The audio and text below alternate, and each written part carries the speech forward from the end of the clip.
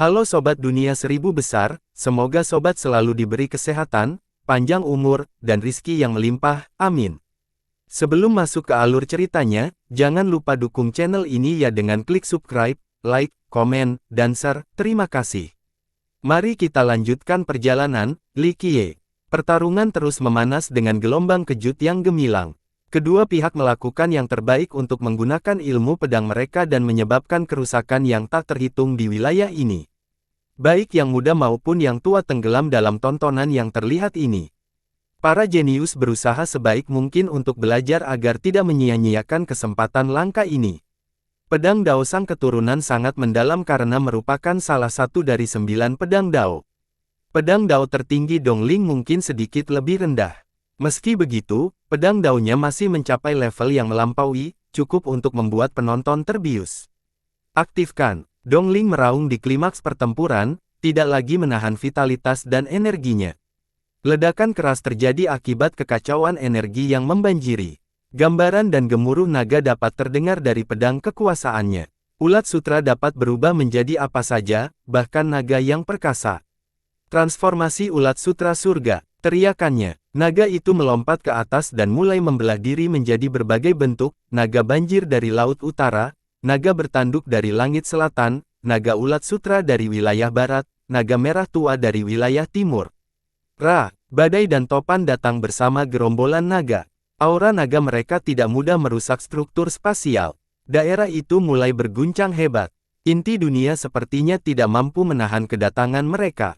Sial, beberapa orang menjadi pucat setelah melihat ini. Sungguh dahsyat, bahkan para leluhur pun menjadi emosional setelah menyaksikan serangan ini. Jurang tak berujung, sang keturunan tidak takut dan menggunakan variasi berikutnya. Pedang tunggalnya melahirkan 10.000 pedang lagi, yang berfungsi sebagai garis besar jurang lainnya. Jurang itu terus menyebar dan berfungsi sebagai penjara yang tak terhindarkan. Apapun yang terangkut di dalamnya tidak akan pernah melihat sinar matahari lagi. Hembusan angin dan teriakan dapat terdengar sejak jurang mulai menyerang naga-naga yang tak terhitung jumlahnya. Jalan pedang ini dapat memenangkan segalanya, bahkan gerombolan naga. Aku tidak yakin berapa lama jalan pedang Dongling akan mampu bertahan. Seorang ahli menarik napas dalam-dalam. Jalan pedang surgawi masih terlalu sulit untuk dilalui. Jalan kekuasaan kuno ini jelas cemerlang, namun masih ada celah. Kekalahan Dongling sudah pasti. Seorang raja berkata dengan sentimental. Maju. Dongling sama sekali tidak peduli dan memasuki kondisi mengamuk. Vitalitasnya bangkit sekali lagi saat aura berdarah menguasainya. Pedang Dao miliknya kembali kuat saat para naga kembali lagi. Hancurkan. Tiba-tiba dia memanggil tombak tua dengan tangan kirinya. Tombak itu juga melepaskan Dao langit dan melingkarinya. Kenaikan. Teriakannya. Dao ini meminjam kekuatan dari langit dan garis kosmik untuk dirinya sendiri. Hal ini akhirnya terakumulasi menjadi sosok agung yang menyatu ke dalam dirinya. Dongling kemudian menciptakan pusaran udara besar, yang cukup ganas untuk merusak jurang. Dua Dao sekaligus. Fakta bahwa Dongling dapat menggunakan Dao pedang dengan tangannya dan Dao tombak dengan tangan kirinya membuat banyak orang tercengang. Kita terlalu meremehkan bakatnya. Ini terlalu mengejutkan bagi generasi muda. Sang pewaris juga merasakan Dongling tengah memegang kendali, perlahan-lahan menghisap jurang dalam dirinya. Dao bela diri kenaikan. Ini adalah salah satu yang terbaik. Seorang ahli generasi terakhir dengan pengetahuan tentang Heaven Silkworm berkata, tebasan jurang. Sang pewaris menghilangkan jurangnya dan memanggil kembali semua pedang untuk membentuk pisau besar. Begitu diayunkan, semuanya akan jatuh ke dalam kegelapan. Klang, para penonton merasa ngeri dengan kekuatan tebasan ini. Banyak naga yang terjadi di sana. Dongling yang mengamuk tidak menyerah dan tetap mengubah energinya menjadi naga. Mereka meraung dan mengangkat cakar mereka untuk melawan tebasan yang datang. Pada saat yang sama, pusaran airnya terus menghalangi sang keturunan. Sayangnya, vitalitas dan energinya yang melimpah tidak cukup. Naga-naga itu menyebar dan tebasan masih terus menuju ke arahnya. Pusaran air itu menjadi sasaran berikutnya dan ditebas meskipun elastisitasnya. Sial, teriak sebagian orang karena Dongling kini terkapar setelah pusaran air itu hancur. Mereka mengira dia pasti akan mati. Tidak ada yang bisa menghentikan acara ini. Seorang yang berteman dengan tua menyimpulkan. Sungguh mengarahkan. Seorang jagoan berkata dengan sedikit penyesalan. Dongling cukup berbakat. Masalahnya adalah Grand Daun-nya yang rendah. Berdengung. Tiba-tiba, cahaya abadi menyelamatkan dirinya. Benang sutra muncul dan menciptakan kepompong di sekelilingnya. Ledakan. Tebasan jurang itu sudah melemah setelah melewati naga dan pusaran udara. Dia tidak menghadapi serangan terberatnya. Ledakan. Meskipun demikian, ledakan itu tetap menembus lapisan pelindung kepompong. Orang-orang merasa ngeri karena seorang jenius hebat akan segera tumbang hari ini. Sayangnya, di saat kritis ini, aura meletus di sekitar Dongling dan berhasil menghentikan tebasan itu. Jubahnya hancur, menampilkan baju zirah kejayaan. Baju zirah itu sepertinya terbuat dari gabungan kulit naga asli dan benang ulat sutra. Baju zirah pamungkas ini jelas dulunya milik seorang kaisar kuno. Baju zirah ini akhirnya terbangun saat bahaya dalam bahaya dan melindunginya. Dongling masih menyimpan darah. Bagus. Banyak yang berteriak setelah melihat ini. Mereka tidak mengira dia mengenakan baju besi kaisar abadi. Dia masih punya kartu di lengan bajunya. Seorang jagoan juga terkejut. Seberapa dalam sih harta karun sektenya? Orang itu setidaknya punya 2 harta karun dari kaisar kuno. Seorang leluhur menjadi terkejut. Sudah menjadi pengetahuan umum bahwa artefak dari kaisar kuno setara dengan senjata penguasa Dao. Sebagai seorang jenius tertinggi dari kaisar laut, sang keturunan sangat dicintai oleh para leluhur di sana. Namun, ia hanya memiliki satu senjata Dao Lord, Valet Abyss. Ingat, kaisar laut memiliki total 5 penguasa Dao dan dianggap sebagai yang terkuat di benua pedang. Di sisi lain, sekolah ulat sutra surga diakui sebagai garis keturunan kuno. Namun, mereka tidak pernah menghasilkan penguasaan Dao, setidaknya tidak dalam catatan resmi. Ternyata Dongling memiliki sedikitnya 2 senjata Dao Lord, bahkan lebih banyak dari lawan bergengsinya. Mereka pasti punya sumber daya yang luar biasa, kata salah seorang penonton yang merasa iri. Pemuda yang menikmati hak istimewa yang sama seperti Dongling dapat dihitung dengan jari. Tentu saja, Li Qiye merupakan Perdana Menteri dari aturan ini. Sementara itu, sang cucu cukup terkejut. Ia mengira Dongling pasti sudah mati setelah tebasan itu. Keheranannya semakin bertambah karena pada saat berikutnya, kekuatan tebasannya sebelumnya entah bagaimana tersimpan di dalam Ascension Martial Dao milik Dongling. Dongling segera mengirimkan tebasan mengerikan yang sama ke arah berputar. Jurang tebasan, teriak orang-orang ketakutan. Yang paling mengerikan adalah tebasan ini bahkan lebih kuat dari sebelumnya, menghancurkan semua yang ada di jalurnya. Sang pewaris berdiri di sana dengan membayangkan sejenak, tidak menyangka bahwa ilmu bela dirinya memiliki faktor serangan balik seperti ini. Benteng jurang, dia meraung dan menciptakan benteng hitam yang terbuat dari pedang. Ledakan, benteng itu langsung runtuh. Dia yakin bisa menghentikan tebasannya sendiri. Namun, versi ini sebenarnya lebih kuat karena kekuatan Dongling ditambahkan ke dalamnya. Energi tebasan itu berhasil menyusup ke tubuh sang keturunan dan menyebabkan kerusakan yang parah. Darah berceceran sementara tulang-tulangnya hancur saat jatuh bebas ke tanah. Tembakan naga, Dongling melompat ke udara dan mengangkat pedangnya, meninggalkan jejak cahaya sebelum melancarkan serangan ke bawah ke arah lawannya. Sang keturunan tidak berdaya. Terlebih lagi, ia berada di ambang kematian dan tidak memiliki kesempatan untuk menghentikan sinar yang datang. Aku tidak percaya ini. Seorang penonton berteriak karena Dongling hendak membunuh musuhnya. Pembalikan itu mengejutkan semua orang.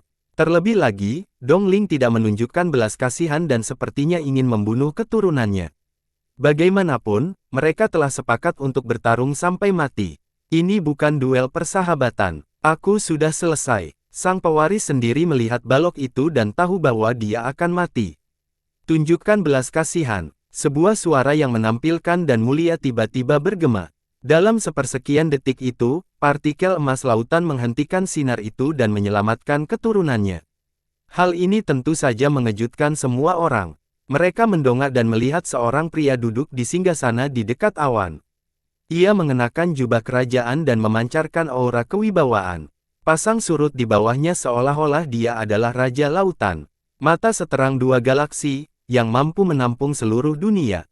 Penampilannya juga sempurna, setampan mungkin. Semua ini memuncak dalam kehadiran ilahi. Yang lain tidak dapat menahan keinginan untuk bersujud.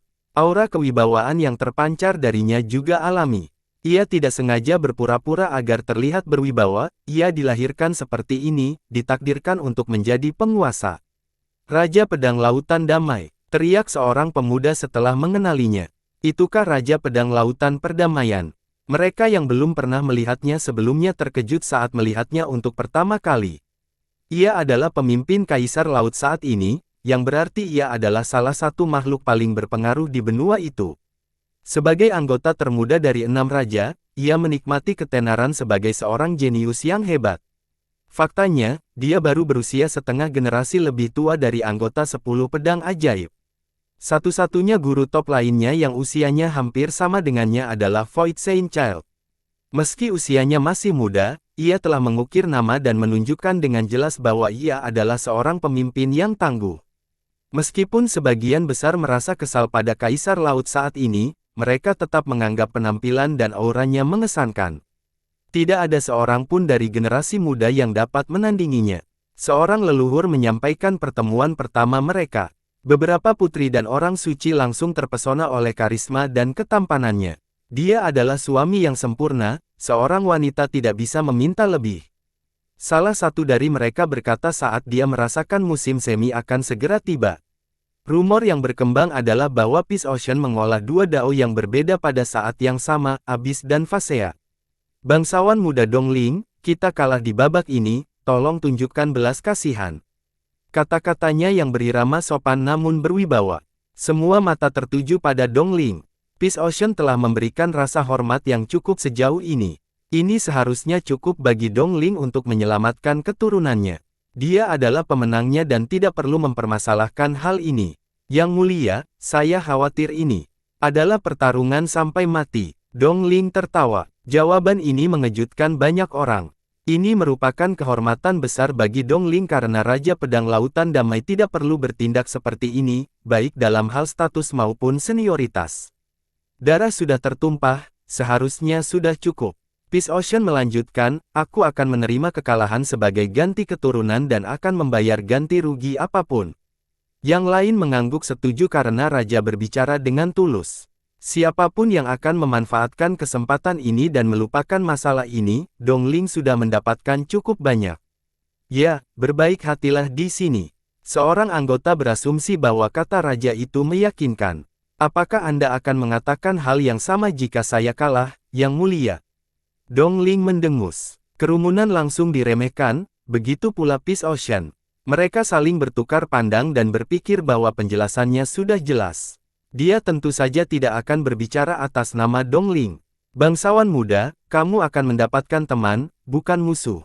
Kenapa tidak melakukannya? Peace Ocean akhirnya menjawab. Sayangnya, aku tidak bertarung sampai mati dengan seorang teman. Dongling menjawab, tentu saja, jika kau ingin membatalkan duel ini dan menghancurkan reputasi sektemu, itu masalah lain. Bangsawan muda, kamu terlalu memaksakan diri. Peace Ocean menjadi tidak menyenangkan. Sikap Dongling jelas membuat Raja jengkel. Dia tidak terbiasa ditolak, terutama di depan umum. Selain itu, sektenya juga dihina secara terang-terangan. Jadi bagaimana? Jika kau mengaku benar, serahkan saja keturunanmu itu agar kita bisa menyelesaikan pertarungan kita. Dongling melanjutkan. Ekspresi sang raja sedikit menjadi canggung. Ia berada dalam posisi yang sulit karena pilihan kedua itu akan mempengaruhi reputasi dan gengsinya. Melindungi keturunan berarti bertindak berat sebelah dan tidak pantas. Menyerahkan keturunan menunjukkan kelemahan, murid lain di sekte akan menyedotnya saat itu. Karena kau sengaja memprovokasi sekte kami, aku akan menyerahkan keturunanmu jika kau bisa menahan 300 gerakan dariku. Peace Ocean menjadi serius. Setiap kata menggema dan mengesankan. Pertarungan ini akan sangat tidak adil. Hanya 6 raja dan 6 master sekte yang mampu bertarung dengan baik, tidak mungkin Dongling akan bertahan 300 jurus melawannya. Beberapa penonton bahkan memberi isyarat kepada Dongling untuk berhenti. Melawan raja sama saja dengan bunuh diri. Saya rasa tidak banyak orang di generasi sebelumnya yang mampu mengalahkannya, apalagi anak muda, kata seorang pakar. Raja Pedang, kamu tidak perlu menindas seorang junior. Ling Jian yang telah menonton berkata, tidak ada seorang pun di generasi muda yang bisa menjadi lawanmu, tetapi jika kau ingin bertarung, aku akan mengambil 300 gerakan itu untuk mengganti Dongling. Kerumunan itu kembali mengejutkan. Tentu saja, Ling Jian memenuhi syarat untuk melakukannya karena dia adalah salah satu dari 6 Master Sekte. Faktanya, dia adalah senior Peace Ocean. Meskipun demikian, Peace Ocean telah mencapai atau bahkan melampauinya dalam hal yang berskala besar. Para penonton menatap Ling Jian dan Peace Ocean sambil berdiri di antara mereka sendiri. Mereka yang berasal dari Daoist Sword Ground selalu siap bertarung meskipun sekte mereka tidak lagi berada di puncak kejayaannya. Keberanian mereka tidak ada duanya, kata seorang master generasi terakhir. Orang-orang perlu berpikir 2 kali sebelum menantang Raja Pedang Lautan Perdamaian. Sayangnya, Ling Jian bersiap maju untuk Dongling. Ini ada dengan keberanian dan kecintaannya pada pertempuran. Meskipun sekte tersebut tidak lagi sombong seperti sebelumnya, kecintaan mereka yang mendalam terhadap pertempuran tidak dapat ditolak. Kemungkinan terjadinya pertarungan antara Ling Jian dan Raja Pedang Lautan Perdamaian membuat banyak orang bersemangat. Siapa yang akan menang? Tanya seorang petani. Saya akan bertaruh pada Raja Pedang Lautan Damai. Seorang ahli berkata pelan, dari segi bakat, dia tak tertandingi di generasinya dan sebelumnya. Selain itu, dia memiliki 2 ilmu pedang, keduanya seharusnya mengalahkan Master Sekte Ling. Menurutmu begitu? Seorang anggota generasi terakhir menggelengkan kepalanya. Master Sekte Ling juga memiliki Dao Surgawi, Dewa Perang. Dao ini menantang surga dan cocok untuk pertempuran. Dia juga memiliki keunggulan pengalaman, energinya juga seharusnya lebih padat. Benar, seorang leluhur menimpali, lagi pula, ini adalah pertarungan yang hanya berlangsung selama 300 gerakan, tidak akan mudah bagi raja untuk menang dalam batasan ini. Akan lebih sulit menebak tanpa aturan ini. Para penonton berbicara pelan karena ini menyangkut 2 guru besar, tidak ada yang ingin menyinggung mereka. Apakah Anda ingin terlibat dalam kekacauan ini, Master Sekte Ling? Peace Ocean tetap tenang setelah menerima tantangan langsung. Sikap dan gayanya yang berjanji terlihat alami, tidak dipelajari. Oleh karena itu, semua orang merasakan tekanan aneh saat berada dalam kondisi terjaga. Pilihan apa yang kumiliki? Raja Pedang Kaisar Laut telah menunjukkan pendiriannya setelah memblokir akses ke pulau itu. Kita tidak punya pilihan selain bertindak. Ling Jian berkata dengan datar. Dia mengatakan apa yang ada dalam pikiran orang banyak. Mereka terlalu takut untuk berbicara karena takut. Ini adalah jalan Daoist Sword Ground, pantang menyerah bahkan di hadapan puncak terkuat. Tanah pedang Daoist memiliki sejarah yang kaya dengan orang-orang bijak yang menakjubkan. Raja berkata, kekuatannya juga terkenal dan diakui oleh dunia. Namun, Master Sekte Ling, ini bukanlah keputusan sekte saya saja, Anda perlu berpikir dengan hati-hati sebelum memasuki wilayah ini. Dia mengingatkan pemimpin sekte tentang aliansi antara sektenya dan Benteng 9 Roda. Daoist Sword Ground tidak memiliki peluang melawan keduanya. Yang lain menarik napas dalam-dalam, menyadari bahwa dia hanya mengatakan kebenaran.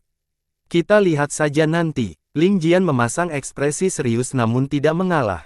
Rupanya Daoist Sword Ground siap mengambil risiko. Penonton merasa ini cukup mengesankan. Apakah kamu yakin tahu apa yang kamu lakukan, Master Sekte Ling? Sinar pedang dan guntur berkelebat di mata sang raja saat dia juga menjadi serius. Kami juga ikut. Seorang pihak ketiga menyela sebelum aura agung muncul di samping Ling Jian. Seorang pria setengah baya muncul di tempat itu, mengenakan jubah ungu. Ia tampak anggun dan sopan meskipun matanya tajam dan cemerlang. Orang akan mengira bahwa ia adalah seorang sarjana fana sebelum menjadi seorang yang cerdas. Tuan Lembah Api, yang lain langsung mengenalinya. Dia mendukung Master Sekte Ling. Pakar lain merasa ini mengejutkan. Mereka berada dalam kelompok yang sama dan selalu memiliki hubungan yang dekat. Seorang teman yang lebih tua memiliki lebih banyak wawasan untuk ditambahkan. Keenam Master Sekte semuanya cukup dekat karena mereka bertanggung jawab dan perlu menjaga hubungan baik satu sama lain. Seorang leluhur menambahkan, apakah ini akan menjadi pertarungan antara para pemimpin sekte dan para raja? Yang lain ikut bertanya, siapa yang tahu? Seorang raja dari dinasti lama mengkonsolidasikan, anggota baru dari 6 raja itu hanyalah Peace Ocean dan Void Saint Child, 4 lainnya berasal dari generasi sebelumnya. Master Sekte si persenjataan juga relatif muda, tetapi mereka semua ramah satu sama lain. Saya rasa tidak akan ada pertarungan antara kedua kelompok. Itu di luar kejadian luar biasa. Semua orang setuju dengan ini. Mereka digolongkan ke dalam dua kelompok yang berbeda oleh orang lain. Itu tidak berarti mereka memiliki ikatan atau semacamnya. Penguasa lembah api. Mata Peace Ocean berputar setelah melihat pria parubaya itu. Penguasa lembah api adalah pemimpin lembah api dan lembaga Dao saat ini.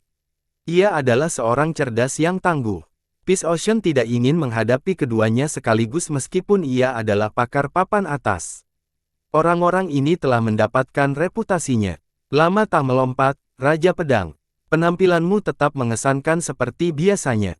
Sang penguasa lembah tersenyum. Meskipun ada permusuhan, mereka tetap berbicara dengan ramah satu sama lain. Kau juga harus masuk, Tuan Lembah. Samudera damai langsung ke intinya. Sepertinya Myriad Era akan muncul di sini atau sesuatu yang mirip.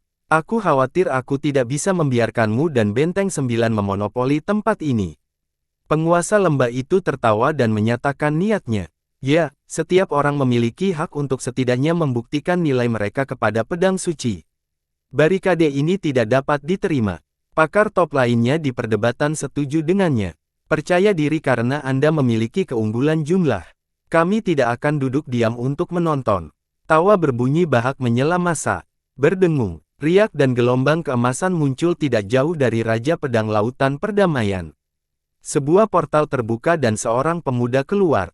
Ia diselimuti cahaya keemasan, tampak seperti ahli manipulasi spasial. Ruang di sekelilingnya menyerupai sungai. Arus sungai terlihat mengalir di lengannya. Ia tampak seperti seorang pejuang, yang selalu mengundang rasa hormat dan perhatian kemanapun ia pergi. Mirip dengan Raja Pedang Lautan Perdamaian, orang itu tampaknya dipengaruhi oleh para dewa saat lahir.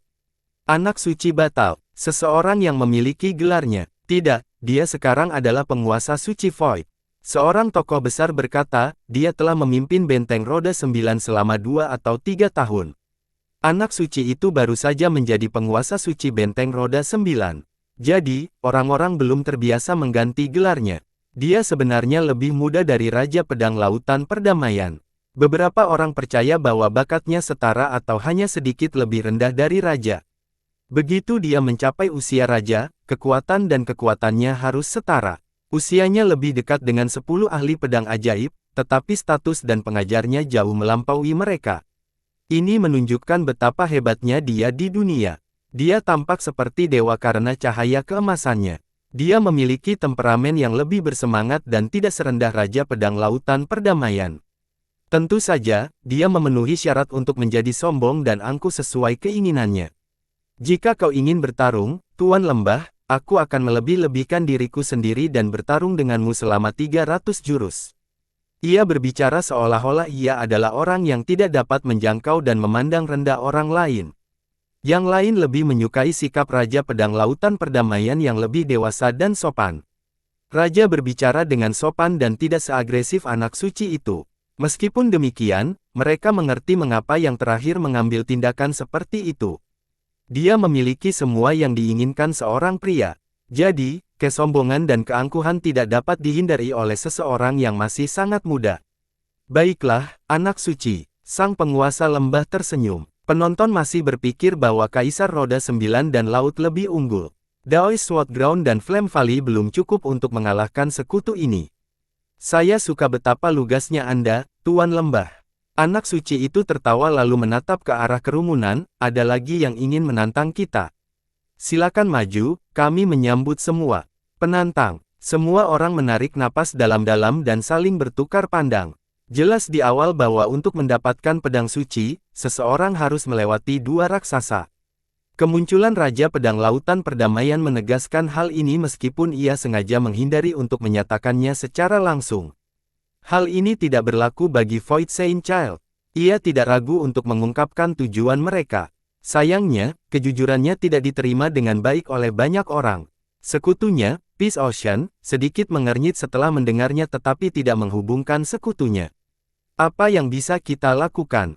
Tanya seorang pakar dengan suara pelan.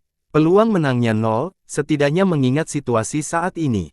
Jadi, mereka dengan bijak menahan kata-kata mereka meskipun merasa kecewa.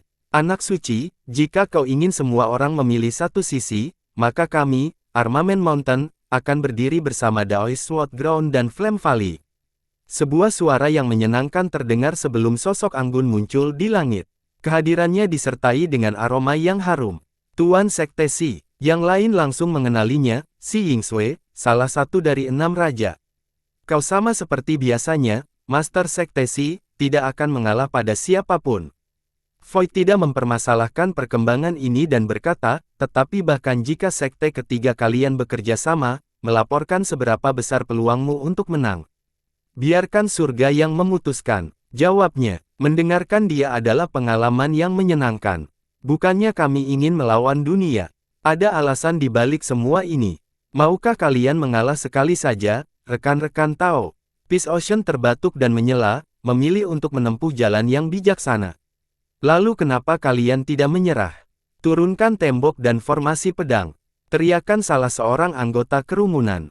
Enar sekali, tidak ada alasan yang dapat membenarkan hal ini.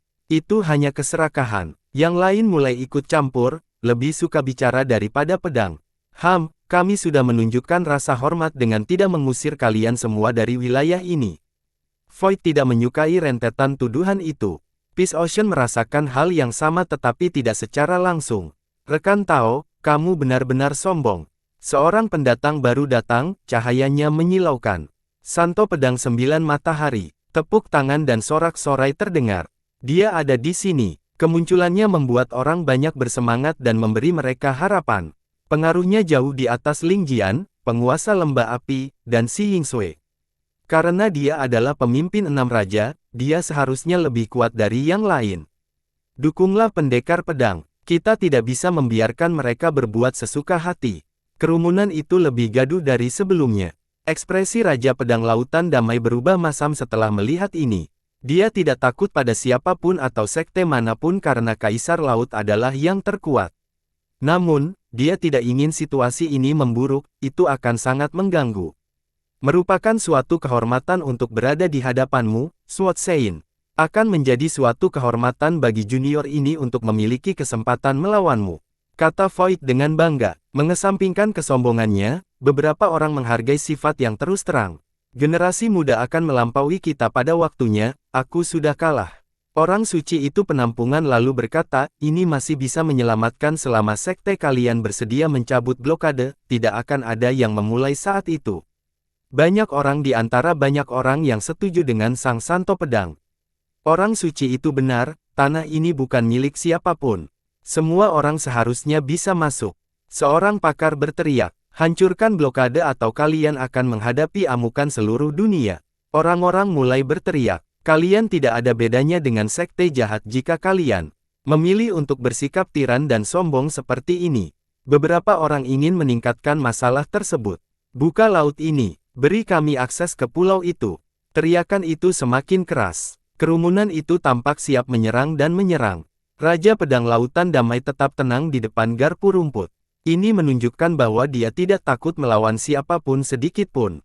Pada kenyataannya, baik Kaisar Laut maupun 9 roda sudah siap untuk melawan koalisi sejak awal. Mereka pasti mampu melakukannya. Diam, Void Saint Child tiba-tiba meraung. Kerumunan itu bisa mendengar kata-katanya meledak di telinga mereka. Hal ini membuat mereka bingung dan tercengang. Mereka melihat bintang-bintang dan tidak bisa membedakan kiri dan kanan. Akibatnya, mereka terhuyung mundur karena ngeri. Dia berhasil membungkam mereka dengan satu teriakan, membuktikan bahwa dia pantas mendapatkan peringkatnya. Bagus. Dia senang dengan hasil ini saat matanya mengamati area tersebut, menyadari ketakutan mereka. Buang saja penghalang daripada bicara seenaknya. Lanjutnya sambil mempermalukan mereka, para ahli yang hadir memerah. Retorika mereka kuat, tetapi untuk benar-benar menjadi garda terdepan melawan formasi pedang dan dinding berlian itu, hanya sedikit yang bersedia melakukannya. Mereka lebih memilih untuk mengamati dan mengambil keuntungan dari situasi tersebut, malah membiarkan orang lain melakukan bunuh diri. Masalah ini tidak bisa diputuskan oleh beberapa orang. Tuan-tuan, silakan kembali. Lautan luas dengan banyak harta dan pedang suci, tidak perlu tinggal di sini untuk menghindari pertumpahan darah yang tidak perlu. Peace Ocean terbatuk dan berbicara lagi. Kesesopanannya tidak menutupi tekadnya. Kedua raksasa itu jelas telah memutuskan untuk memonopoli wilayah ini, tidak seorang pun dapat mengubah pikiran mereka, perang adalah satu-satunya pilihan. Peace Ocean dan Void memiliki tujuan yang sama, tetapi penyampaiannya sangat berbeda.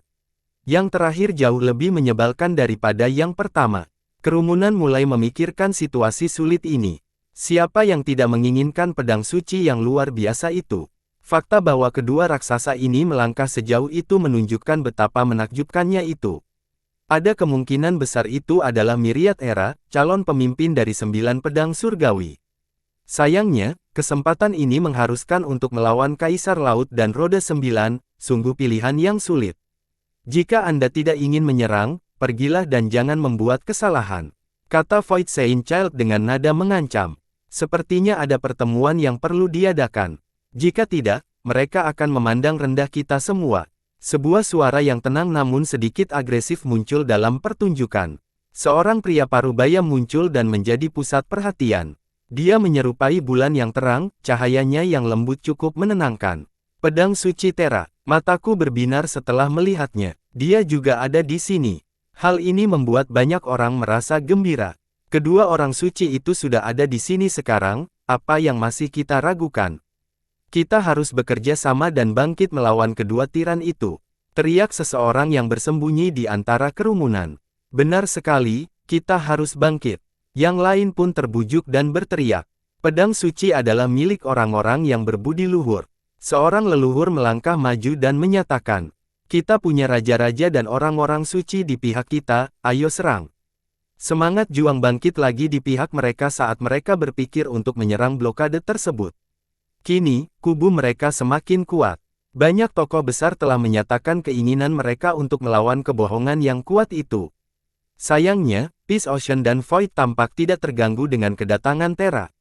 Jarang sekali melihat kedua orang suci benua pedang berkumpul di satu tempat. Sungguh menyenangkan. Jangan tertawa, kita di sini bukan untuk bertarung. Saint Pedang 9 Matahari resolusi dan menjelaskan, kamu hanya perlu menyingkirkan tembok itu dan mengubah perang menjadi perdamaian. Kami menghargai saran Anda, tetapi saya khawatir itu bukan tanggung jawab kami. Kami harus menyakiti semua orang hari ini, kata Peace Ocean. Kalian berdua tidak bisa menghentikan kami, kata Terra Sword Saint dengan percaya diri. Tentu saja, tidak ada yang akan menganalisis kekuatannya karena dia adalah pemimpin dari 6 Master Sekte.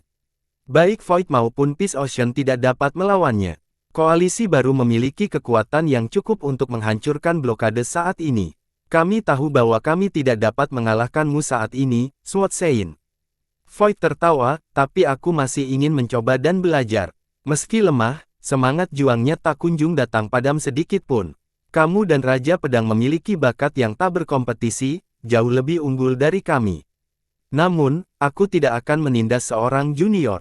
Sekte-sektemu pasti memiliki dewa pedang dan leluhur kuno di sini saat ini. Suruh mereka keluar dan berduel denganku. Nenek-nenek moyang kuno dan dewa pedang. Yang lain menjadi emosional. Ya, Kaisar Laut memiliki 6 dewa pedang dan 9 roda memiliki 5 leluhur kuno. Aku yakin beberapa dari mereka ada di sini untuk mengambil alih komando. Seorang leluhur memiliki ekspresi serius. Ekspresi orang banyak langsung berubah setelah kejadian ini. Para ahli yang tahu hal ini merasa ngeri saat mendengar tentang makhluk-makhluk ini. Hanya para pemuda yang tidak tahu apa-apa. Apakah mereka menyetujuinya? Salah satu dari mereka tidak punya kesan apapun tentang mereka. Saya yakin Anda pernah mendengar tentang Phasea Paragon dan Air Tracer Vajra. Mereka berada tepat di bawah mereka. Seniornya menjelaskan dengan ekspresi tegas di wajahnya. Hal ini membuat para pemuda terkesiap kagum. Setiap tetangga di benua pedang pernah mendengar tentang Phasea Paragon dan Air Tracer Vajra sebelumnya. Mereka adalah anggota 5 penguasa tertinggi, para penguasa terkuat. Dewa pedang dan leluhur kuno ini berada di level berikutnya. Apakah mereka semua ada di sini? Seseorang bertanya dengan suara pelan. Entahlah, tapi mengingat situasinya, setidaknya ada beberapa. Seorang leluhur menjawab. Beberapa sayang lalu, kerumunan itu berisik dan riuh sambil menuntut sesuatu. Sekarang, hanya kata-kata yang terucap pelan karena mereka diintimidasi oleh makhluk-makhluk agung. Mereka mengira hal ini sudah jelas sejak awal. Bagaimanapun, Space Ocean dan Void tidak cukup untuk menangani masalah serius ini. Ini bukan berarti mereka tidak mampu. Sayangnya, mereka masih terlalu muda dan tidak bisa menandingi kedua orang suci itu. Oleh karena itu, banyak leluhur yang kuat harus ada di sini. Jika mereka semua datang, tidak ada peluang untuk menang. Seorang ahli merangkum, tunggu, kecuali Hallowed City Lord dan Nightloom juga datang. Tunggu saja, aku yakin lebih dari para master sekte dari pihak kita ada di sini. Mungkin para leluhur kuno akan datang atau sedang dalam perjalanan. Seorang leluhur tua berspekulasi. Sekte-sekte besar membutuhkan lebih dari sekedar 2 orang suci untuk mempertahankan prestise mereka. Jadi, para leluhur kuno pasti telah datang untuk acara besar ini. Sementara itu, mata Santo Pedang 9 Matahari menjadi cerah, menembus formasi pedang dan dinding berlian. Para tetua, silakan tunjukkan diri kalian. Pintanya, meskipun dia tidak meninggikan suaranya, setiap kata tetap menembus dunia dan bertahan lama. Semua orang di wilayah ini mendengarnya dengan jelas dan tahu bahwa dia memilih untuk memperbaiki situasi. Dia bukan lagi pemuda pemarah. Jadi, dia pasti sudah memikirkan matang-matang konflik ini dan tidak setuju melawan Kaisar Laut dan Roda 9. Sword Sein, memperkuat para pemuda itu tidak layak menjadi lawanmu dan malah ingin melawan tulang-tulangku yang sudah tua. Sebuah jawaban menggelegar datang dari dalam zona yang diblokade. Meski masih sangat jauh, gelombang datang seperti badai dan hampir membuat orang terlempar. Sangat kuat, para pendengar terhuyung mundur dan tercengang. Hanya suara orang itu dari kejauhan saja sudah memiliki kekuatan yang luar biasa. Jadi ini master teratas dari kedua sekte itu. Seorang pemuda menjadi pucat. Hal ini menghancurkan kepercayaan mereka pada kesatuan tadi, semangat membara mereka padam. Mereka merasa seperti serangga di hadapan makhluk yang belum muncul ini. Jadi kau di sini, Senior Jialun. Orang suci pedang tidak terkejut mendengar suara ini. Leluhur kuno Jialun, pemimpin 6 Dewa Pedang. Seorang jagoan berteriak, Dewa Pedang Jialun. Para leluhur kuno netral yang bersembunyi menarik napas dalam-dalam setelah mendengar ini. Sepertinya mereka mengerahkan seluruh kekuatan mereka. Nenek moyang kuno Jialun akhirnya terbangun setelah tertidur selama 100.000 tahun. Seorang tetua agung gemetar. Apakah penanda tangan kita juga akan melihat Phasea Paragon? Seorang generasi tua terakhir bertanya-tanya. Pedang suci ini pasti sangat luar biasa agar dia bisa keluar. Seorang master sekte menambahkan dengan sungguh-sungguh. Dewa Pedang Jialun adalah penguasa Wan Daujian, korban Li Qiye di Cloud Dream Marsh.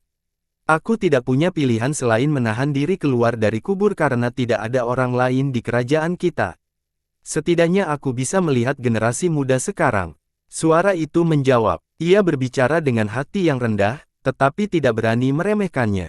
Suasana menjadi mencekik dan menindas. Senior Jialun, 8 tebasanmu tak terhentikan. Aku ingin memperluas wawasanku dengan melihat aksi mereka. Tolong beri aku petunjuk. Yang lain terlalu takut untuk berbicara, tetapi tidak demikian dengan Tera Sword Sein. Dia menyatakan keinginannya untuk berdiri bersama dengan Santo Pedang 9 Matahari tanpa mempedulikan kemampuan lawan. Kerumunan orang itu menghela napas lega. Rupanya kedua orang suci itu memiliki kepercayaan diri dalam menghadapi makhluk-makhluk tua itu. Sungguh terpuji. Bagaimana kabar Dewa Pedang Abadi? Tanya Jialun. Dewa Pedang Abadi tak lain adalah anggota kuil pedang terkuat dan anggota 5 penguasa. Lucunya, kelompok ini sebenarnya beranggotakan 6 orang. Ini karena pasangan suami istri terdaftar sebagai satu kesatuan, penguasa matahari dan bulan. Ini diperlukan karena mereka selalu bersama. 4 lainnya adalah Phasea Paragon, Earthriser Vajra, Dewa Perang, dan Dewa Pedang Abadi. Terima kasih sudah bertanya, Senior. Dewa Pedang baik-baik saja. Sword Sein menangkupkannya di tempat itu. Baiklah, aku akan mengunjunginya nanti. Jialun menjawab. Percakapan antara para master sejati selalu menarik perhatian para pendengar, terutama ketika topiknya melibatkan makhluk yang tak terpecahkan. Sudah waktunya untuk mundur. Suara tenang terdengar dari zona yang diblokade yang sama, penguasa matahari dan bulan tidak lagi ikut campur dalam urusan duniawi, jadi hasilnya sudah jelas.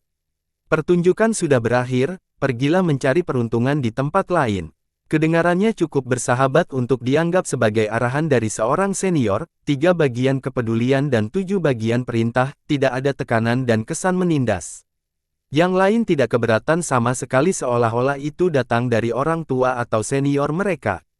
Celakanya, para leluhur pun masih kaget mendengarnya. Vajra senior juga ada di sini. Sein pedang 9 matahari meringis. Sesaat sebelum menangkupkan ke arah pulau itu. Vajra senior, apakah yang dia maksud adalah Vajra Air Tracer? Seorang anggota berkumpul berteriak bersamanya. Petik 2 tanda tanya tanda seru petik 2. Orang-orang di tempat itu merasakan hal yang sama. Mereka tidak mengenali suara itu tetapi pasti tahu judul ini. Dia adalah anggota 5 penguasa tertinggi dan leluhur terkuat benteng roda 9. Meskipun dia tidak berada di dekatnya, sosoknya yang agung muncul dengan jelas di benak setiap orang. Sudah berakhir, kita tidak punya kesempatan lagi. Ini tidak mungkin. Seorang raja mendekat pelan, ingin menyerah. Hanya penguasa lain yang mampu menyaingi Vajra, tetapi tak seorang pun ada di sini saat ini. Beberapa pakar menenangkan diri dan menoleh ke arah Flame Valley Lord, ingin mendapatkan konfirmasi. Para bangsawan memang sudah pensiun. Dia mengangguk dan mengakhiri semua spekulasi. Ini berarti pasangan itu tidak akan pernah keluar kecuali terjadi krisis eksistensial. Mereka tidak akan datang ke sini untuk bersaing memperebutkan pedang suci. Saat itu, hanya tersisa 4 dari 5 penguasa. Karena Vajra ada di sini, kemungkinan besar Phasea Paragon juga akan datang untuk mendukung sekutunya. Oleh karena itu, Dewa Pedang Abadi dan Dewa Perang juga harus datang. Sayangnya, rumor mengatakan bahwa Dewa Perang sudah tidak ada lagi. Jika ini benar, masalah tidak terlihat baik untuk pengaturan baru. Bagaimanapun, Dewa Pedang Abadi tidak dapat memenangkan pertarungan 1 lawan 2 karena mereka berada di level yang sama. Senior, apakah ini benar-benar era Myriad? Teras Watsein menundukkan kepalanya ke arah itu, tidak dapat menahan rasa penasarannya. Suara ramah itu berhenti sejenak sebelum menjawab, seharusnya begitu, dan kami menginginkannya. Menyerahlah sekarang, Dewa Perang sudah mati dan Dewa Pedang Abadi sendirian. Ini merupakan pukulan telak bagi para pendengar. Dewa Perang sudah mati, berbagai emosi menguasai mereka bagai badai. Pertempuran di era Myriad saat itu menggemparkan dunia karena melibatkan para penguasa. Pertempuran itu sangat dahsyat, menenggelamkan lautan dan menghancurkan pegunungan. Seluruh benua mengalami gempa bumi yang dahsyat. Tidak ada yang mendekat untuk menyaksikan karena energi pedang yang merajalela. Jadi, hasilnya tidak diketahui. Para peserta juga tidak pernah marah. Meskipun demikian, masih ada rumor tentang Dewa Perang yang tewas dalam pertempuran atau menderita luka fatal. Detailnya masih belum diketahui. Bahkan para pengikut Daoist Sword Ground tidak tahu banyak, apalagi orang luar. Tampaknya rumor itu memang benar, Dewa Perang telah tiada. Perubahan gelar diperlukan, dari 5 menjadi 4 penguasa. Semua mata kini berkumpul pada Master Sekte Daoist Sword Ground, Ling Jian. Dia tampak sedang memikirkan sesuatu sejenak sebelum mengangguk, ya, Dewa Perang telah meninggal. Mereka yang tadinya masih berharap akhirnya kehilangan semuanya. Dewa Perang telah mati dan penguasa matahari dan bulan telah pensiun. Hanya 3 penguasa yang aktif saat itu. Pesimisme mencakup keseluruhan, mereka menundukkan kepala karena putus asa. Tampaknya ada awan gelap di atas mereka. Vajra penggalang bumi ada di sini. Dia sendiri yang memutuskan hasil pertempuran ini. Ini sebelum menyebutkan 6 dewa pedang dan 5 leluhur kuno. Yah, setidaknya kita tahu bahwa di sana ada Myriad era. Seorang pakar menenangkan diri dan mengemukakan hal ini. Pemimpin 9 pedang surgawi, sudah waktunya. Gumam yang lain, aku sudah tahu sejak awal. Yang satu lagi gembira sekaligus sedih. Seberapa kuat pedang terkuat? Seorang anggota generasi terakhir bertanya-tanya. Cukup untuk menggoda para penguasa. Seorang leluhur tersenyum kecut. Memang kenapa kalau itu era segudang, kita mungkin tidak akan bisa melihatnya. Topik ini membawa mereka ke jalan yang tenggelam lagi. Sudah sangat jelas bahwa Kaisar Laut dan Roda 9 telah menang, tidak ada orang lain yang bisa mendapatkan bagian dari kue itu sekarang. Wah, ramai sekali di sini. Orang lain datang saat mereka ingin pergi. Gemuruh, sebuah kekuatan besar muncul di Cakrawala. Yang termasuk di dalamnya adalah panji-panji yang berkibar, kereta perang dan kereta perang yang mahal, gadis-gadis cantik yang mengenakan gaun mahal. Bahkan para penguasa tidak bepergian dengan begitu banyak kemeriahan. Li Qiye, mereka langsung mengetahui siapa orang itu setelah melihat rombongan yang luar biasa itu. Dia datang, para pembudidaya yang putus asa menjadi bersemangat lagi. Tepat pada waktunya, Alice bangga karena senang. Dahulu, kebanyakan orang menganggap Li Qiye menyebalkan. Namun, sekarang, dia menjadi tontonan yang menyenangkan. Hanya monster jahat seperti dia yang bisa mengguncang situasi tanpa harapan ini. Orang kaya baru yang dulunya dibenci karena kesombongan dan sikapnya yang meremehkan itu disambut oleh massa. Mereka berharap melihatnya menunjukkan kecepatannya secepat mungkin. Bahkan, beberapa orang menganggapnya agak lucu saat ini. Lagi pula, hanya orang-orang seperti dia yang berani memanggil Kaisar Laut dan Roda 9. Dia bermalas-malasan ditandunya bersama Putri Ningzu dan yang lainnya yang menunggunya. Baik Raja Pedang Lautan Damai maupun anak suci Void tidak dapat dibandingkan dengannya dalam hal ini. Sementara yang lain menganggap ini sombong dan menyolok belum lama ini, gaya seorang tuan muda yang tidak punya apa-apa selain uang. Namun, mereka sudah terbiasa pada titik ini seharusnya menjadi rombongan perjalanan orang terkaya di dunia. Apakah Li Qiye bisa melakukan sesuatu di sini? Seorang tokoh besar bertanya kepada teman-temannya. Bagaimanapun, dia tidak menghadapi pemuda seperti 10 keajaiban. Kaisar Laut dan 9 roda beserta para guru mereka menunggunya. Ini termasuk Air Tracer Vajra dan Phasea Paragon. Ini merupakan kekuatan yang melampaui gabungan kekuatan seluruh benua, apalagi satu individu saja. Saya siap menyaksikan keajaiban. Mungkin dia akan menjadi cukup gila sehingga kita setidaknya akan memiliki kesempatan untuk melihat era Myriad. Seorang teman yang memiliki kepercayaan buta pada Li Qiye. Dia langsung menjadi pusat perhatian. Beberapa orang melirik Putri Ningzu lalu melirik Raja Pedang Lautan Damai dengan ekspresi aneh. Saya yakin pertarungan pasti akan terjadi. Seorang pemuda berseru, tidak ada seorang pun yang bersedia menanggungnya. Itu bukan komentar yang keterlaluan. Lagi pula, sang putri dan raja telah bertunangan. Dia akan menjadi istri dan ratu Kaisar Laut.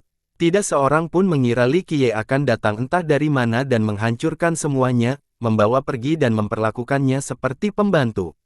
Sungguh menakjubkan bahwa Peace Ocean belum menyerang. Dia tidak tampak marah tetapi ekspresinya jelas lebih serius dari sebelumnya. Hah, ini daerah yang bagus, siapa yang membangun tembok? Li Qiye mengulurkan tangannya dengan malas, pergilah, jangan menghalangi. Mengapa kami harus mendengarkanmu? Kau terlalu memikirkan dirimu sendiri, ini bukan tempat yang tepat untukmu memberi perintah. Void Saint Child tertawa dan menjawab sebelum Peace Ocean sempat menjawab. Dan aku di sini memerintahkanmu untuk pergi. Jangan menunggu sampai aku bertindak karena sudah terlambat. Li Qiye tersenyum. Apa yang akan kamu lakukan jika kami menolak? Void mulai tertarik untuk berinvestasi dengan orang-orang terkaya di dunia. Tentu saja, dia memiliki banyak pasukan di belakangnya, begitu pula sekte mereka. Para master yang tak terpecahkan juga hadir. Penghancuran sekte. Li Qiye mengusap dagunya dan berpikir, tidak, itu terlalu brutal untuk orang yang sepertiku. Kerumunan orang mengira Li Qiye sengaja mengecewakan dan ceroboh dalam memilih kata-katanya. Itu menandakan kedua raksasa itu dan bisa berakhir dengan kematian. Di sisi lain, Putri Ningzu gemetar setelah mendengar ini. Dia percaya bahwa Li Qiye benar-benar dapat melakukannya, tidak seperti banyak orang lainnya. Penghancuran sekte. Void tertawa bahak seolah-olah itu adalah hal paling lucu yang pernah didengarnya. Pertama kali saya mendengar seseorang berbicara tentang cermin benteng roda 9 kita. Kau tahu bahwa komentar ini pantas dihukum mati. Berani sekali, ucapan Damai Samudera Dingin. Sebagian besar penonton menjadi gembira karena pertunjukan yang menyenangkan akan segera berlangsung. Li Qiye mulai berdiri dan Putri Ningzu segera mendukungnya. Kerumunan itu tidak tahu harus berkata apa. Tuan muda ini membutuhkan orang lain untuk membantu berdiri dan ingin menghancurkan Kaisar Laut dan Roda 9. Samudera Perdamaian dan Kekosongan menampilkan ekspresi jelek, memandang sikap acuh tak acuh dan acuh tak acuh Li Qiye sebagai penghinaan terhadap mereka dan sekte mereka. Hah, apa yang salah dengan masyarakat? Li Qiye berdiri dan mencium tubuhnya, benar-benar mengabaikan nilai kehidupan, lebih suka memprovokasi saya. Kebaikan saya ada batasnya, tahu. Tapi saya rasa ketika Yama memanggil, seseorang tidak punya pilihan selain menjawab. Ia melangkah maju, tampak kehabisan tenaga dan masih kedinginan. Orang-orang mengira ia tidak akan mampu menahan hembusan angin yang tiba-tiba, apalagi kedua ahli ini. Bagaimana dengan ini, kesempatan terakhir. Pergilah sekarang dan aku akan berpura-pura tidak terjadi apa-apa, katanya sambil melihat tangannya alih-alih lawannya. Tokoh-tokoh besar dari kedua sekte tidak mau repot-repot menjawab. Hanya kedua orang suci yang memenuhi syarat untuk berbicara kepada mereka. Serangga seperti Li Qiye tidak layak mendapat tanggapan. Para junior dan pakar lainnya dapat mengusir Li Qiye tanpa masalah. Kau seharusnya berterima kasih kepada surga saat aku tidak mencarimu, tetapi kau memilih untuk membahas kematian hari ini. Ucapkan Peace Ocean dengan nada jahat. Dia tidak masalah melanjutkan pertunangannya karena sudah selesai. Dia punya hal yang lebih penting untuk diurus. Namun sekarang, Li Qiye, si penipu bodoh itu, datang dan mengejeknya. Dia tidak akan berpura-pura begitu lagi. Hari yang ditunggu-tunggu oleh banyak pembudidaya akhirnya tiba, klimaks dari kekacauan yang terjadi. Sudah waktunya, gumam seseorang. Mereka telah menunggu pertarungan antara Li Qiye dan Raja Pedang Lautan Perdamaian, mengira bahwa hal itu tidak dapat dihindari. Mengesampingkan komitmen itu, Li Qiye juga telah membunuh banyak pengikut Kaisar Laut di Cloud Dream termasuk tetua pertama mereka. Ini adalah perseteruan yang tidak dapat didamaikan, tidak ada sekte yang bisa membiarkan ini berlalu begitu saja. Hal ini berlaku 2 kali lipat untuk megahnya sekte seperti Kaisar Laut. Sebagai rajanya, Peace Ocean perlu membunuh Li Qiye untuk menenangkan roh saudara-saudaranya yang telah gugur. Yang paling jahat versus yang paling berbakat, sungguh pertunjukan yang cemerlang di sini. Komentar seorang pakar, dan ini juga merupakan kesempatan yang bagus. Anggota generasi terakhir berharap Li Qiye dapat menguasai keadaan sehingga mereka dapat memanfaatkan situasi tersebut. Sebenarnya aku menyambut kematian, hanya saja tidak mungkin aku mati. Sungguh menyebalkan, kata Li Qiye datar. Jangan khawatir, aku akan mengantarmu. Void Saint Child menyela. Dia dan sektenya ingin melenyapkan Li Qiye agar tercipta kedamaian di masa depan. Kau sendiri, jauh dari cukup. Li Qiye tersenyum pada Void dan melanjutkan, kalian berdua dan semua leluhur serta Dewa Pedang, datanglah bersama-sama agar aku dapat menghemat waktu. Hah! Sebuah suara geraman menggelegar terdengar dari balik blokade dan membuat kepadatan menjadi ketakutan. Dia jelas-jelas telah membuat jengkel para leluhur di masa lampau, tetapi mereka menahan diri agar tidak menyerangnya. Dia melawan ingin mereka semua sendirian. Seorang ahli yang tidak tahu banyak tentang Li Qiye menarik napas dalam-dalam. Ini adalah gayanya. Seorang sahabat yang sudah dikenalnya berpikir bahwa akan jauh lebih aneh jika Li Qiye berhenti mengambil sikap sombong.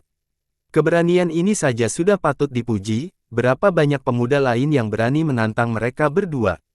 Puji seorang leluhur. Siapapun yang pernah bepergian ke sana kemari pasti tahu betapa berbakat dan kuatnya Peace Ocean dan Void, tidak berlebihan jika menyebut mereka sebagai generasi muda terkuat. Hanya satu saja yang bisa menyapu dunia, apalagi keduanya sekaligus. Dalam skenario terakhir, bahkan para leluhur dan raja-raja yang lebih tua pun tidak akan mampu mengalahkan mereka. Oleh karena itu, beberapa orang terkejut melihat tantangan berani Li Qiye. Tentu saja, yang lain menganggap hal ini wajar karena Li Qiye tidak takut. Hahaha, kaulah orang pertama yang berbicara kepadaku dengan cara seperti ini. Para pendengar bisa mendengar kemarahan dalam suara Void. Mereka pikir itu bisa dimengerti. Seorang jenius hebat seperti Void tidak akan sanggup menanggung hutang ini. Ketika dunia kekurangan pahlawan yang cakap, bocah nakal sepertimu menjadi terkenal. Li Qiye terkekeh dan berkata, mari kita mulai dari sekarang.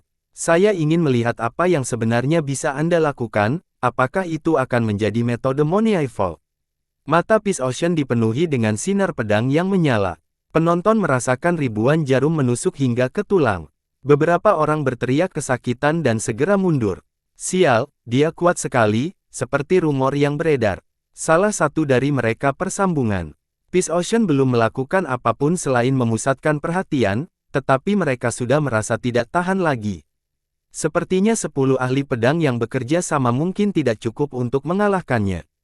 Banyak yang tidak yakin akan kekuatannya karena usianya sebelumnya. Sekarang, mereka harus mengakui bahwa ia pantas mendapatkan popularitasnya sebagai nomor 1 di generasi muda.